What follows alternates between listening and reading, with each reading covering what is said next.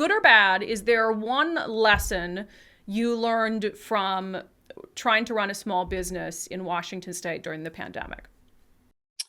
Oh God, Brandi, that's a loaded question. There's one good lesson.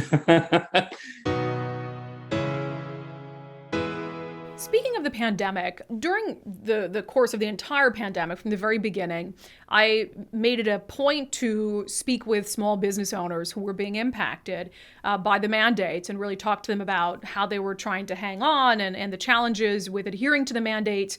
Late last year, I introduced you to Jeremy Hubbell, who is the owner of Go Brewing in Auburn, Washington.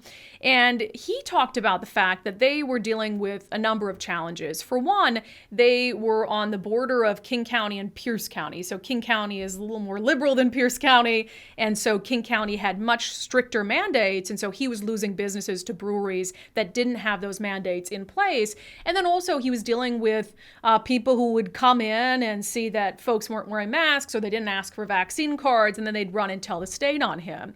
And so I spoke with Jeremy on unDivided, again, end of 2021, about some of the challenges that they were trying to contend with.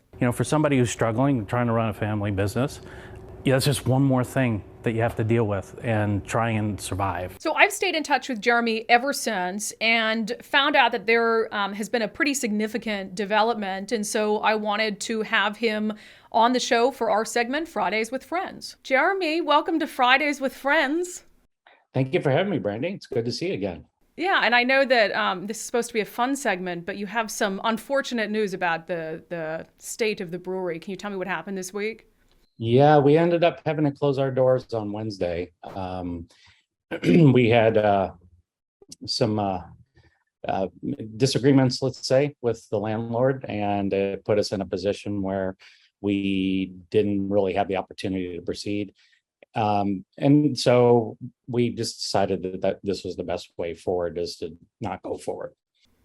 And I know, and you had been kind of filling me in here and there about how things were going, and I knew they weren't going well. How much of that is attributable to the pandemic, be it mandates or just, lack of customers or what have you? Right. Well, when you and I talked back late last year, the pandemic was definitely having a severe impact on our business. That was a really difficult time for us because, of course, winter in and of itself is not the typical beer drinking season. So you couple that with the King County mandatory mask mandates, where Pierce County was not, that was a substantial hit on our business. Through the beginning of this year, it never really fully recovered. I think when we were going into the pandemic at our former location, we were actually finally hitting our target numbers. And of course, the pandemic hits and we dropped down 80% in revenue. And we've really never been able to fully recover from that. So that's kind of been the status for the past 6 months. And obviously, at the end of the day, a business is about money. You have to have money coming in to keep the business open. And we just didn't see that revenue recover fully from the pandemic lockdowns. And as you brought up, and for people who aren't familiar with the previous story, your brewery is really close to Pierce County, Washington, which you're in King County. So for people who aren't familiar with the state, King County, Seattle is the county seat of King County. And so you had stricter restrictions in King County where your brewery was, where just a couple miles away, there were breweries in a different county that didn't have, those strict COVID mandates. What do you think, if anything, King County could have done differently to help your business succeed? Well, I'm always going back and forth on this in my head. And honestly, it would have just been not to do it. When you think about the state, the rest of the state really not implementing the same restrictions, when you have these outlying municipalities like Auburn, that are essentially bordering another county that doesn't have those restrictions, naturally the people, especially the people down in South King County, they are not, let's just say that they are not pro-government restrictions. And so they decided that okay, well, we're going to go to the businesses that we don't have to put masks on. And even if you look at Enumclaw, which is technically King County, uh, they the city rallied around the businesses and put up tents and tried to keep all the CDC requirements in place, but they never restricted people by telling them that they had to wear masks. And as a result, Enumclaw has been booming ever since the result of that. And it's hard to compete with that when you have, state agents showing up at your door saying, you have customers in here without masks on. If I come back and the same thing happens, you will get fined. And so it was a very challenging time, just because of the fact that we are essentially on the county line border, but then there are other municipalities around the area that were not so restrictive. I've read some of the comments on your guys' Facebook page, and there's a lot of people just with awesome things to say about the brewery and are just super bummed. I'm assuming that you've had the time to read some of those. Yes, I've read them all. For background, you came from tech, and then you had this idea to kind of launch this New Orleans style Saints brewery in Seahawks country. And the community, it sounds like, was really kind of accepting of this outsider idea. Sure. Well, a lot of it was because it's the vibe. It's not so much about the Saints. The Saints are one thing. That's more of me. But the vibe of just giving a theme. There's so many Pacific Northwest themed breweries here in the Pacific Northwest, but it's you want to identify yourself or give yourself a little bit of character that's different to set yourself apart. So the people that we've always had, when we closed on Wednesday night, we had people, there was like group hugs and crying and everything, and it was sorry, it was hard. It was really hard, but it showed me that these people are really accepting of us, and that was great. We had built a really strong community. So why not just open the brewery in maybe an area that's a little easier to run a small business? Is that your plan, or what are you going to do moving forward? I think I'm going to take a break from brewing for a little bit. I'm at a point in my life where I need to work less and make more. And it was kind of the opposite happening. So brewing beer, it sounds really fun and cool, but it is a lot of work. It's a lot of physical labor. And I've never had more bumps, bruises, scratches, bleeding, working in the brewery than in my entire life. And I just felt like, okay, this is a time to take a pause. We'll analyze where we're at as a family and then decide where we want to go from here. But the problem is that the places, like I was at a brewery on the east side last night. Of course, I have time off now. I'm unemployed. I was marveling at the fact that they just opened, and there was a fair amount of people in there. And it's kind of ironic that our biggest day in sales at our place in Auburn was the day we closed. And so you kind of think, okay, well, we need this kind of business somewhere else. Not to make it sound like we didn't appreciate the people that visited us. I'm just saying that in this kind of business where you rely on retail sales, you need to have more consistency. Otherwise, you can't predict whether or not you're going to be able to pay your bill. So East Side, obviously the Seattle area, there's plenty of breweries already, and I don't necessarily want to deal with the hassles of downtown Seattle and that area. But I think taking a step back, it might make more sense for me to maybe get back into tech for a little bit and try and figure out maybe just brew at home at my leisure where it's not my income, and then maybe invite some friends over, some of our former original customers to come over and have a beer every now and then. Yeah. On a broader scale, I had commiserated with you a little bit about the challenges in starting my own small business when I launched unDivided, and just how shocked I was at some of the taxes, for running what was at the time a podcast out of my house. Um, Everything aside, pandemic, whatever it is, what are some things that you think the government could do to help small businesses succeed, to remove red tape, to just help businesses operate better? Well, I think the bureaucracy in and of itself is the major challenge. It's a major barrier to uh, getting any kind of assistance. I also think, honestly, Randy, I was thinking about this last night. The local municipalities were given a fair amount of money by the federal government during the pandemic to provide relief to the local businesses, but there was no real plan for having some kind of budget available that once the restrictions were lifted, to be able to promote that the businesses were open and have these parties and have these group events. So all the money was spent, and so people didn't know what was open, where people had gone. Like, we moved, we still had people asking us 2 years after we moved, "Oh, we didn't know you moved." And then it was just there could have been a lot more.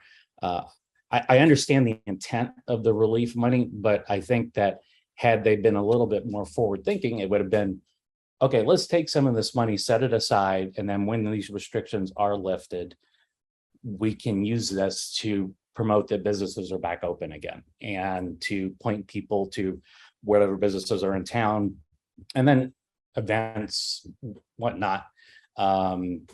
So that's one thing. But like I said earlier, the bureaucracy is a big challenge. And for instance, there was this restaurant relief fund that was last year, I think it was, and we applied, and we applied through the channels that were available to us, and we said we were approved, and the amount of money that we were approved for was substantial. It would have been enough to carry us for several years at our current burn rate. And then all of a sudden the application disappeared, and then we were told we have to reapply, and by the time we were told we had to reapply, the money had already been exhausted from that account. Wow. Yeah. And so we were left speechless. So we received our PPP money, which that was easy to do, but this restaurant relief money, for whatever reason, was it would have saved us. I mean, it at least would have allowed us to give us some more runway. And just the way things are explained to us and what you needed to provide, it was a bit of a challenge. And when you're trying to keep a business afloat and keep it running, and then you think, oh, I got this, I had an approval letter and everything, and then all of a sudden the applications disappeared, you're just kind of left holding the bag. So I think there was a lot of miscoordination, and then Congress just tried to extend that restaurant relief fund, and it was voted down. So what do you do at that point? It's just, there's only so much you can do as a business owner to drive the business. And then people are, again, last night, people are still kind of a little freaked out about going out. I saw people walking their dogs in Bellevue last night wearing masks just outside. Yeah, I know. Whatever they want to do, that's fine with I me. know, but it's like people are still freaked out, and that's I think that might be a large contributor to the business. But as you saw with the comments on Facebook, people loved our beer. It wasn't about the beer. It wasn't about anything that we did. But I don't know if you noticed the one comment about somebody calling out Auburn and saying, okay, first this other business is closing in Auburn, and now us, and they're saying, what's next? And I had somebody tell me, that they kind of jokingly told me just the other day, Auburn is where businesses go to die.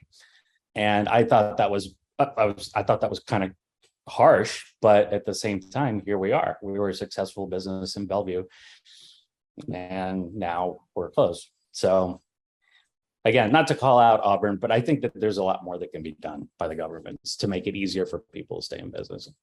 There was one other element of this I was interested in just giving you an opportunity to address. You alluded to it earlier. You had snitches. You had people who came into your establishment, weren't happy that you weren't abiding by, 100% of the COVID mandates, and they told the government on you.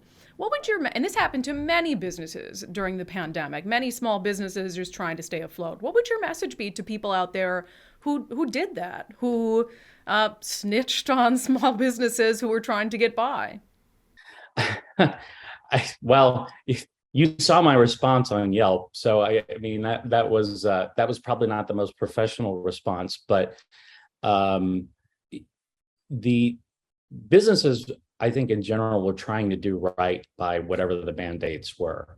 But sometimes when you have, like in our particular geographical location, we had to have essentially what would have been a hybrid. Your regulars, they didn't have COVID, and you have these people that come in and for whatever reason they're on a mission to snitch on the business. And this happens throughout life. It happens in school when you're going through school. Somebody tells on another kid, and they feel better about themselves. And I don't. The stakes are much higher when you become an adult, and you have to understand that when you do those kinds of things without having an adult conversation with the business owner, you're impacting the livelihoods of families, and that is what you should be concerned about. I think as adults, you can have an intelligent conversation about, hey, I didn't get asked where was my mask or where's my vaccination card, and then deal with it right then and there. But for that particular individual, and then I saw that other thing, you did some research about the tweets that somebody wrote. What's the point? What are you trying to accomplish? Are you trying to bring them into compliance, or are you just trying to feel good about yourself that you caught somebody doing something that they were not supposed to be doing? And again, what are the consequences of that to you? And that in that case, that particular individual who wrote that Yelp review, there was no consequence whatsoever. He was able to report it anonymously to the health department. And then we took the brunt. I mean, but at the same time, this is how we got to meet, was because of that whole incident. And I feel grateful for that, because your motto is, the common sense motto is, I think that's all we need to have, is just a little bit of common sense here, and just have adult conversations about if you don't agree with something, let us know why, and we'll see how we can help you to fix it. So.